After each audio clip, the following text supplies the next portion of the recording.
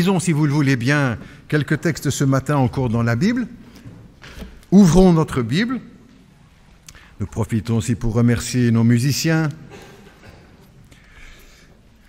L'Épître aux Romains, les textes vont venir à l'écran. L'Épître aux Romains, au chapitre 9 tout d'abord, et puis chapitre 10 et chapitre 11. Pas tout en entier, bien sûr, mais quelques versets. Romains 9. L'apôtre Paul écrit, conduit par le Saint-Esprit, « Je dis la vérité en Christ, je ne mens pas. Ma conscience m'en rend témoignage. J'éprouve une grande tristesse et j'ai dans le cœur un chagrin continuel.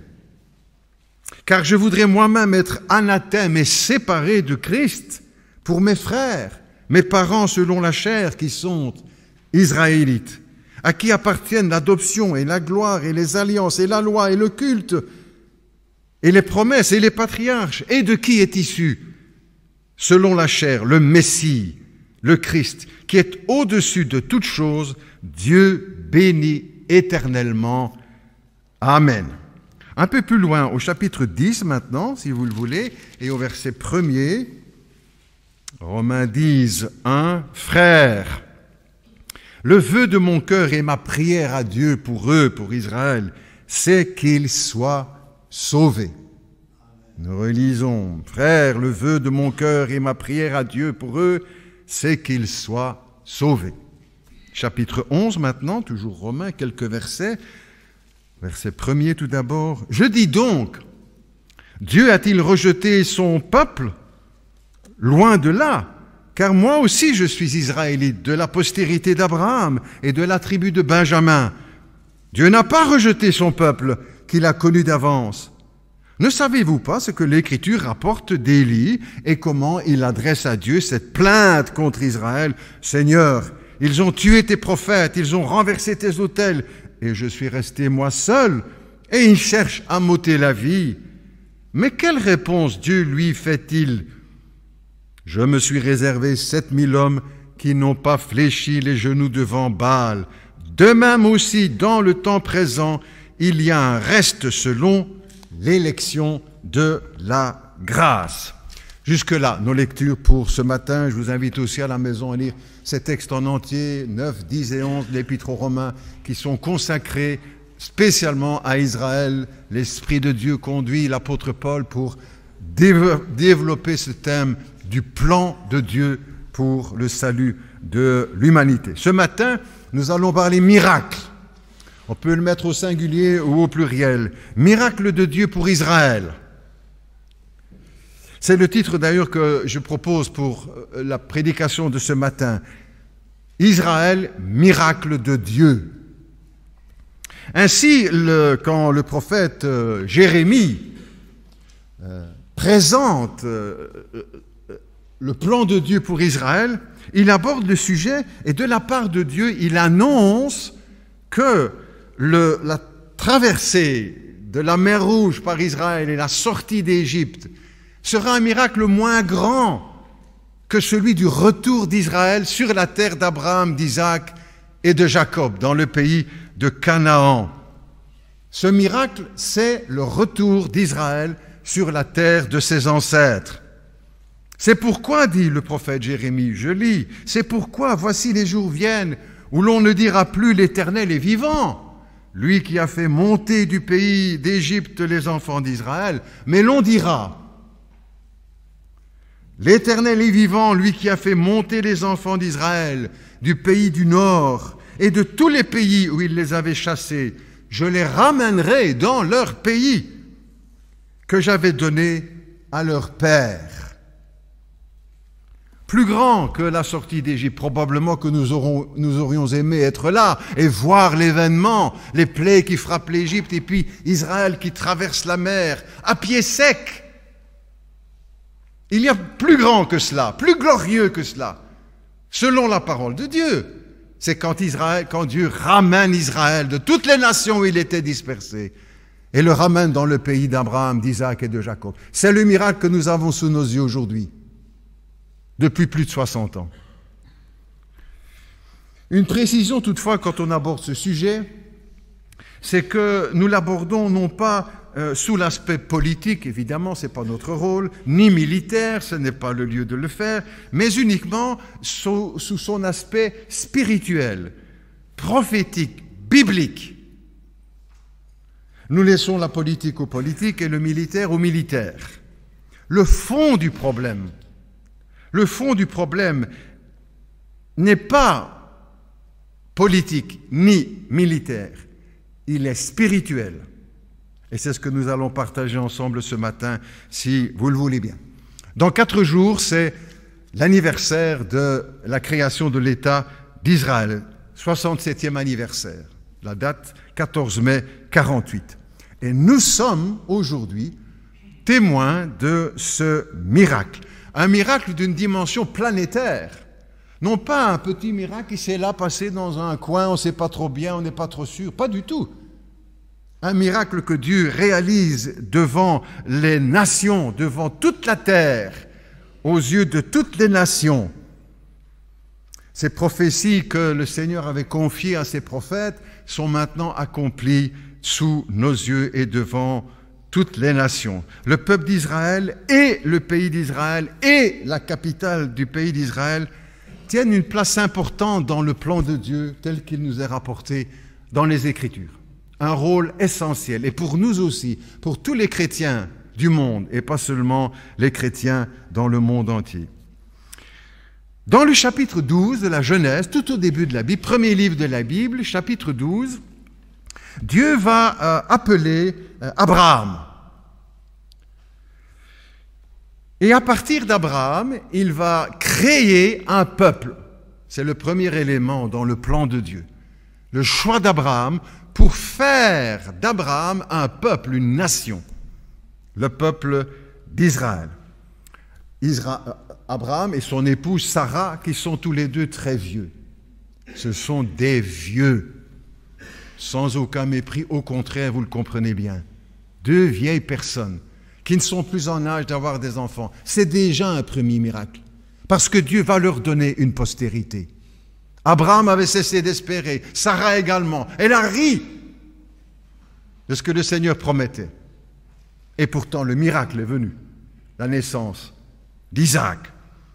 Et à partir de lui, donc, d'Abraham, Dieu crée un peuple, une nation, et de ce peuple, Dieu fera sortir des prophètes. Moïse, Ésaïe, Jérémie, Ézéchiel, Zacharie, etc.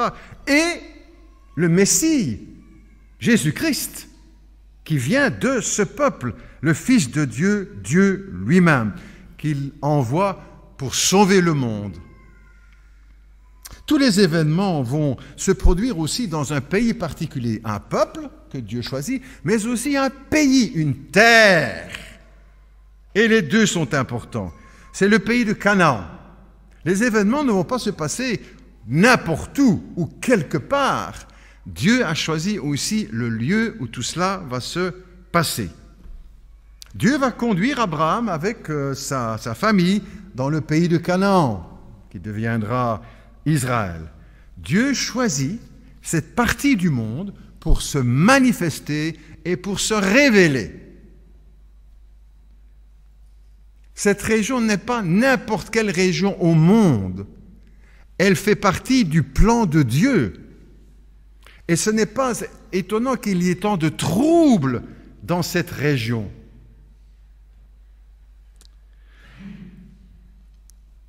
C'est bien cette partie du monde que Dieu a consacrée à Abraham et à sa descendance pour le peuple d'Israël.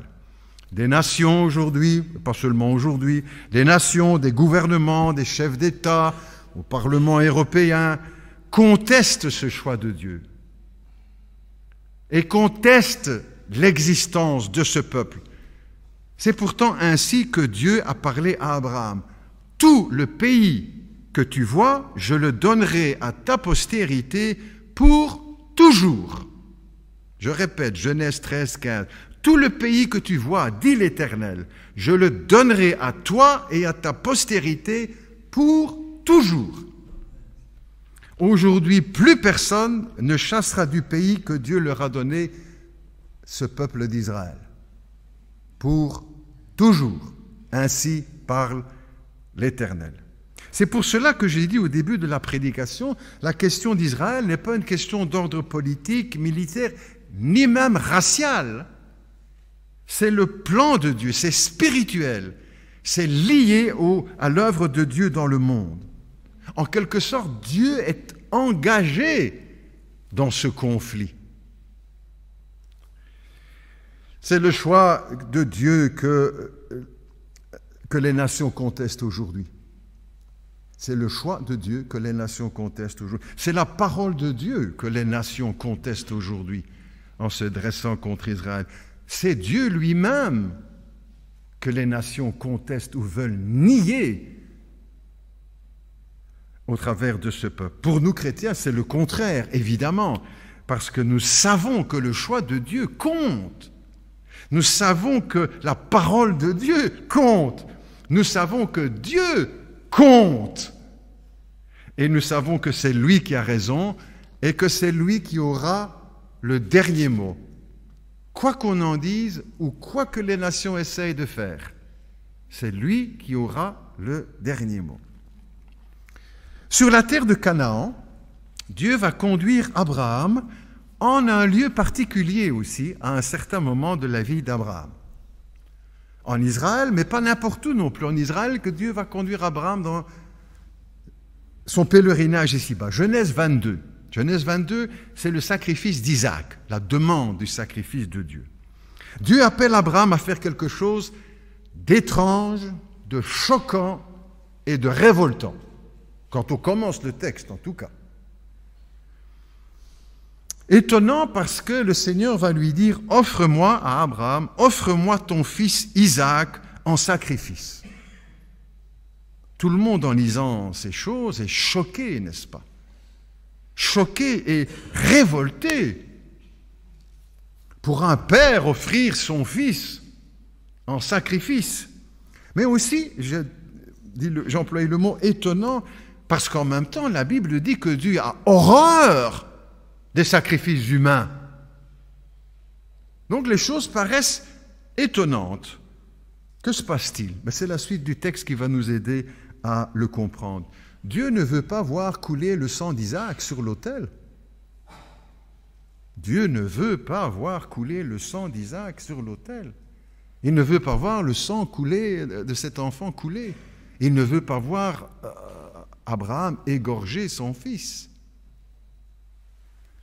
Il veut voir la foi d'Abraham et jusqu'où Abraham est prêt à aller dans sa confiance envers Dieu. D'ailleurs, dans le texte, pas un des cheveux d'Isaac ne sera touché. Avant le sacrifice, Dieu arrête la main d'Abraham. N'avance pas ta main, Abraham. N'avance pas ta main sur l'enfant. Ne lui fais rien. Et la parole de Dieu continue. Je sais maintenant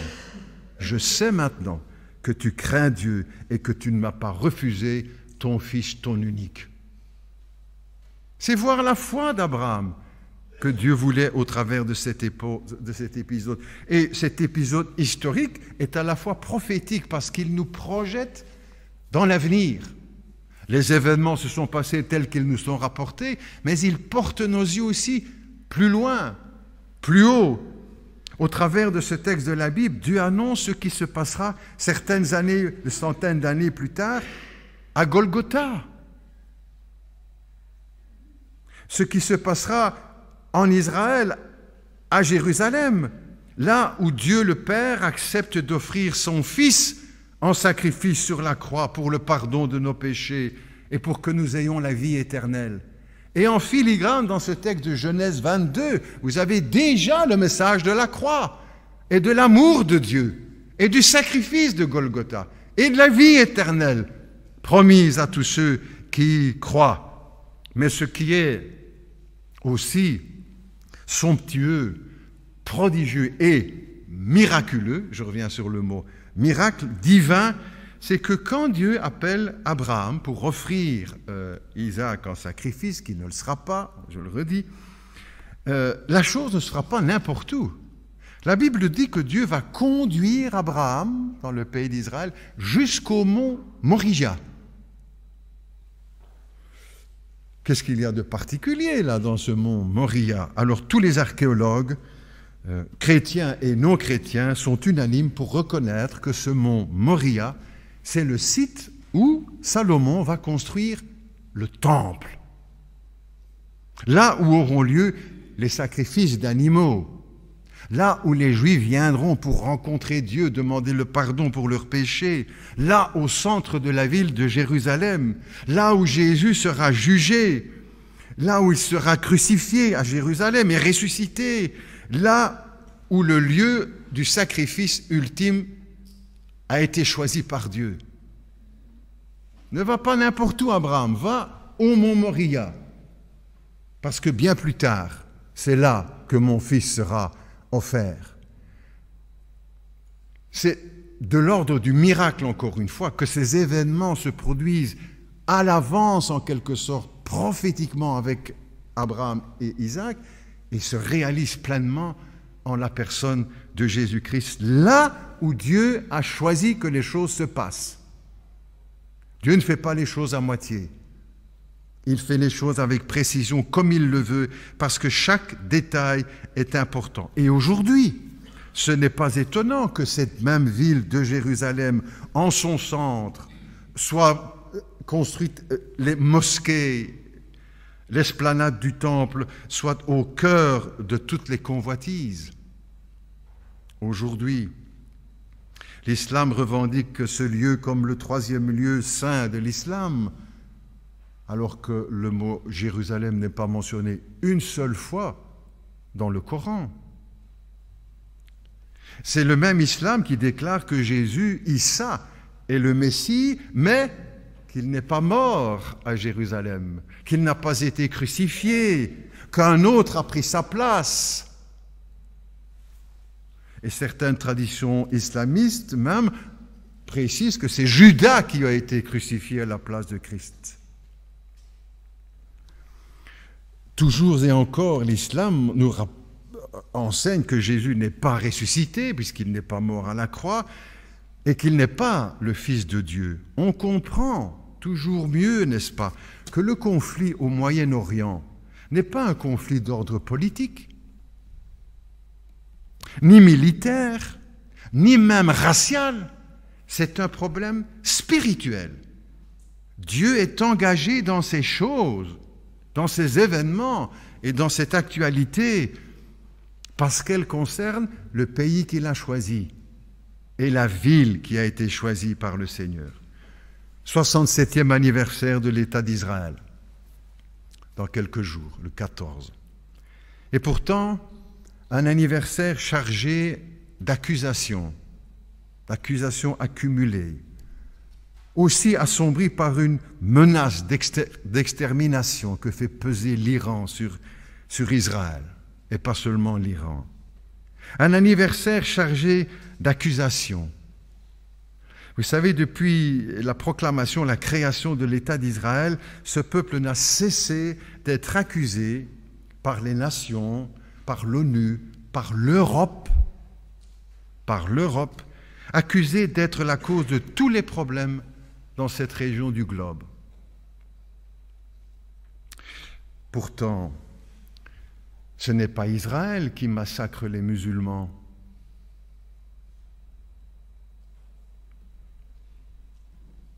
Ce sont les musulmans entre eux qui se tuent, qui s'exterminent, qui s'étripent. Des centaines de milliers. Et ça ne s'arrête pas. Ce n'est pas Israël qui décapite les chrétiens et qui filme la scène pour que le monde entier puisse le voir. En Israël, toutes les religions ont le droit de célébrer leur culte librement. Ce n'est donc pas Israël le problème, comme on veut nous le faire croire. Ce n'est pas en Israël que la Bible est interdite. C'est dans tous les pays arabo-musulmans. Ce n'est pas en Israël que les églises sont détruites, incendiées, mais dans les pays arabo-musulmans. Ce n'est pas Israël qui fait exploser des bombes dans les mosquées, sur les places publiques ou sur les marchés, en tuant hommes, femmes, enfants, vieillards, sans distinction. Ce n'est pas Israël. C'est dans les pays arabo-musulmans. Le problème, ce n'est donc pas Israël, comme on essaye de nous le faire croire. Ce n'est pas Israël qui menace d'extermination une quelconque nation dans le monde. C'est l'Iran, un pays arabo-musulman. Ces milliers de malheureux qui fuient leur pays parce que la peur et la mort y règnent et qui fuient leur nation au risque de tout perdre. Ce n'est pas le pays d'Israël qu'ils fuient, ce sont les pays arabo-musulmans qu'ils fuient pour venir en Europe. Ce n'est donc pas Israël qui est le problème, comme on essaie de nous le faire croire. Ce n'est pas en Israël que les droits de l'homme sont violés, mais dans les pays arabo-musulmans et d'une façon scandaleuse. Le problème, ce n'est donc pas Israël. Et ceci, avec d'autres détails que l'on pourrait donner, ce n'est pas l'endroit pour le faire, et ceci est une évidence, n'est-ce pas, qui crève les yeux. Et pourtant, beaucoup de gouvernements en Europe et dans le monde continuent d'accuser Israël et de le diaboliser, l'accusant d'être le fauteur de troubles dans cette région du monde. Pourquoi cette injustice criante? Pourquoi cette injustice révoltante? Parce que le problème n'est pas politique, le problème n'est pas militaire ni racial, il est spirituel. Dans ce conflit s'affrontent les puissances des ténèbres contre le plan de Dieu. Comme toujours, il faut choisir aussi son camp, n'est-ce pas? Et de plus en plus, avec les jours et les années qui passent, comme toujours, il faut choisir le camp où l'on veut être. Et dès le début du plan de Dieu et de son dessein, il a précisé qu'il y a un choix à faire. Dans cette parole qu'il laisse à Abraham dans Genèse 12, Dieu dit « Je bénirai ceux qui te béniront et je maudirai ceux qui te maudiront. » On est dans un camp ou dans l'autre. On fait partie de ceux qui bénissent Israël et qui seront bénis, ou de ceux qui maudissent Israël et qui seront maudits. Certains diront, ce n'est quand même pas un peuple parfait. Première réponse, c'est vrai. Vous en connaissez, vous, de peuple parfait? Les Belges? Les Américains? Les Anglais? Les Chinois? Les Italiens? Les Russes? Un peuple parfait? Ben non. Alors pourquoi exige-t-on toujours d'Israël plus que des autres nations? Pourquoi cette injustice? Parce qu'il y a derrière tout cela, n'est-ce pas, une raison spirituelle. Parce qu'il y a là derrière aussi le plan de Dieu qui est contesté aujourd'hui dans le monde, et pas seulement aujourd'hui, depuis toujours. Deuxième réponse, ce n'est quand même pas un peuple parfait, vrai, juste. Et la Bible le dit, et ne le cache pas, n'est-ce pas? Au contraire, les prophètes n'ont cessé de dénoncer le péché d'Israël, à tel point que plusieurs en ont perdu leur vie, parce qu'ils dénonçaient le péché d'Israël. Vous lisez tout cela dans la parole de Dieu, n'est-ce pas? Ce n'est pas caché. La Bible n'a jamais dit que c'est un peuple parfait. Les prophètes ont dénoncé le mal qu'il commettait, ce peuple d'Israël. Vous lisez le prophète Jérémie, Ésaïe, Ézéchiel, Amos, Osée, Zacharie, tous les prophètes. Et vous voyez avec quelle violence, n'est-ce pas? Ils accusent Israël de ses péchés, des dizaines de pages de réquisitoires implacables contre Israël. Faites la lecture. La Bible ne le cache pas. Ce n'est pas un peuple parfait, loin de là. Jésus dira en parlant de Jérusalem, Jérusalem, Jérusalem, qui tue les prophètes et ceux qui te sont envoyés. Jésus n'a pas mâché ses mots non plus. Il n'a jamais dit que c'était un peuple parfait. Aucun des prophètes, aucun des apôtres, aucune ligne dans la Bible. Mais la Bible enseigne cependant que c'est le peuple qui a été choisi par Dieu, jamais comme un peuple modèle, mais comme un peuple qui entre dans son dessein, dans ses plans. Mais Dieu, lui, si Israël est infidèle, Dieu, lui, reste fidèle à sa promesse. Et la promesse de Dieu à Israël ne dépend pas de la fidélité d'Israël. De même aussi, les promesses que Dieu nous fait ne dépendent pas de notre fidélité. Sinon, chaque jour, nous serions tremblants de peur que Dieu remette en question notre salut, parce que nous ne serions pas parfaits.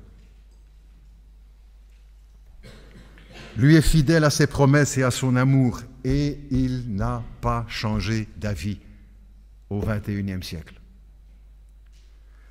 Dans le texte que nous avons lu tout à l'heure, notre frère André, dans Ézéchiel 37, juste avant Ézéchiel 36, chapitre 37, grand texte sur la promesse du retour, cette vallée des ossements, un texte d'une beauté et d'une puissance prophétique, n'est-ce pas? Avec accomplissement sous nos yeux aujourd'hui, le miracle de la résurrection d'Israël. Nos ossements, nous sommes morts, et l'Esprit de Dieu souffle et leur donne vie. Et c'est une multitude, un peuple nombreux. Juste avant, chapitre 36, le prophète va rappeler de la part de Dieu que toutes les bontés de Dieu et l'accomplissement de son plan n'est pas lié à la fidélité d'Israël. Écoute ce qu'il dit dans Ézéchiel 36, le prophète, de la part de Dieu. Écoute, ce n'est pas à cause de vous que j'agis de la sorte, en vous faisant du bien, en vous ramenant à la terre d'Abraham, etc. Ce n'est pas à cause de vous que j'agis de la sorte, maison d'Israël. C'est à cause de mon saint nom que vous avez profané parmi les nations. Même Dieu est d'accord là-dessus, ce n'est pas un peuple parfait. Et un peu plus loin, dans le même chapitre 36, ce n'est pas à cause de vous que j'agis de la sorte, sachez-le. Ayez honte et rougissez de votre conduite, maison d'Israël. Non pas un peuple parfait, mais un peuple qui entre dans le plan de Dieu et que ce Dieu accomplira comme il l'a promis, parce que c'est lui qui est le maître souverain. Bien sûr imparfait, mais inscrit dans le cœur du dessein de Dieu. Et Dieu ne change pas d'avis. Paul, d'ailleurs, dans le chapitre que nous avons lu, les chapitres de l'Épître aux Romains 9, 10 et 11, il pose la question, Dieu a-t-il rejeté son peuple? Dieu a-t-il rejeté son peuple? Il fait référence à tout ce qui s'est passé et tout.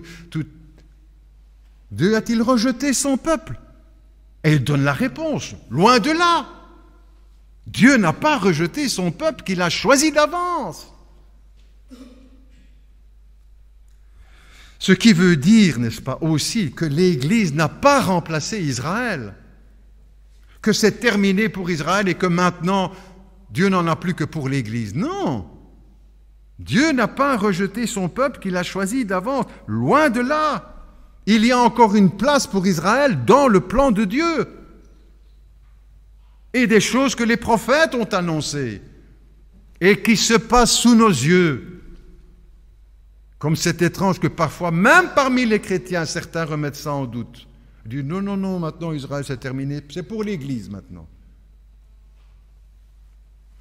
Dieu n'a pas rejeté son peuple qu'il a connu d'avance. Ce sont l'Église et Israël, deux réalités distinctes et en même temps qui sont soudées l'une à l'autre. L'apôtre mentionne cela aussi dans ses grands textes de Romains 9, 10 et 11. Dans le plan de Dieu, il y a encore une place particulière pour Israël. Toutefois, comme le reste des hommes, n'est-ce pas? Comme le reste des hommes, comme tous les autres peuples, Dieu les appelle au salut. Dieu les appelle aussi à la repentance, à la conversion, à se convertir, à se tourner vers Dieu, à reconnaître Jésus de Nazareth comme le Messie, comme celui qui a quitté la gloire du ciel, qui s'est incarné en Israël, dans le sein d'une jeune fille juive appelée Marie, qu'il est né pauvrement en Israël, qu'il a grandi à Nazareth, en Israël, qu'il a accompli des miracles en Israël, qu'il a été crucifié à Jérusalem, en Israël, qu'il est ressuscité à Jérusalem, en Israël, qu'il est monté au ciel sur le mont des Oliviers, en Israël, d'où il a promis de revenir également, en ce même lieu, à Jérusalem, en posant ses pieds sur la montagne des Oliviers. Qui pourrait encore penser, n'est-ce pas, que tout est terminé pour Israël et qu'il faut le rayer de la carte, et que Dieu n'a plus rien à faire et à dire à Israël? C'est vraiment comprendre les Écritures à l'envers, me semble-t-il. L'apôtre Paul écrira, je termine, l'apôtre Paul écrit aussi à leur sujet. Qu'est-ce qu'il demande? Quel est le sujet de prière de l'apôtre conduit par le Saint-Esprit? Qu'est-ce qu'il demande à Dieu? Qu'est-ce que nous devons demander à Dieu pour Israël? Ma prière pour eux, Romains 9, ma prière pour eux est le vœu de mon cœur, dit l'apôtre. Ce n'est pas seulement de la théologie, c'est la prière du cœur de l'apôtre de Dieu. Ma prière et mon vœu pour eux, c'est qu'ils soient sauvés. C'est qu'ils se tournent vers Jésus-Christ, qu'ils se repentent de leurs péchés, qu'ils se tournent vers la croix pour être pardonnés par le sang que Jésus, le Fils de Dieu, le Messie, a versé à la croix du Calvaire. Et quand l'apôtre Paul termine, conduit par le Saint-Esprit, ces chapitres magnifiques, n'est-ce pas? Un texte magistral, Romains 9, 10, 11, relisez ça à la maison. Il termine comment? Dans la louange et dans l'adoration.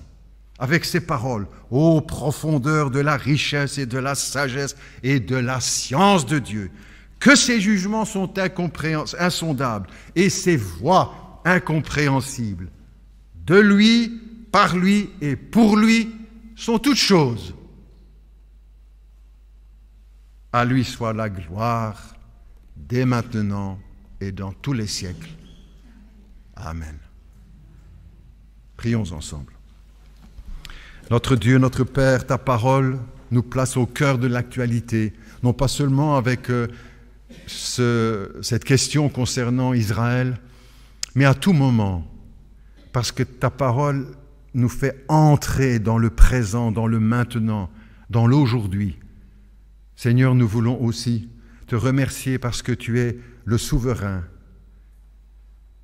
hier, aujourd'hui et éternellement, que tu ne changes pas tes plans. Ce que tu as choisi reste ton choix pour toujours. Et ta fidélité vis-à-vis d'Israël est la garantie de ta fidélité vis-à-vis de nous en Jésus-Christ. Nous voulons faire aussi, comme la Bible nous y invite, cette prière. Et non pas seulement une prière, des paroles, des mots, mais aussi le vœu de notre cœur. C'est que ce peuple, ou parmi ce peuple, puisse se tourner vers toi en grand nombre, Seigneur. Des hommes, des femmes, des jeunes gens, des jeunes filles, des familles, des couples, pour se tourner vers Jésus-Christ, le Messie, pour être sauvés. Que ce soit vraiment aussi pour nous tous la prière de notre cœur, pour Israël, pour le peuple juif, qu'il se tourne vers Jésus, vers le sang qui a coulé à Golgotha, vers le Christ ressuscité, le Messie promis par Moïse, Zacharie, Ézéchiel, Ésaïe et tant d'autres. Père céleste, nous voulons aussi terminer avec cette louange et la faire monter vers toi comme l'apôtre Paul, en reconnaissant, Seigneur, la profondeur de la richesse, de la sagesse et de la science de Dieu, et reconnaître que ses jugements sont insondables et ses voies incompréhensibles. Reconnaître que c'est de Dieu, de lui, par lui et pour lui que sont toutes choses, nous y compris, que c'est par lui, de lui et pour lui que nous existons, et que notre raison d'être est en Dieu et en Dieu seul. De lui, par lui, pour lui sont toutes choses. À lui la gloire dans tous les siècles. Amen.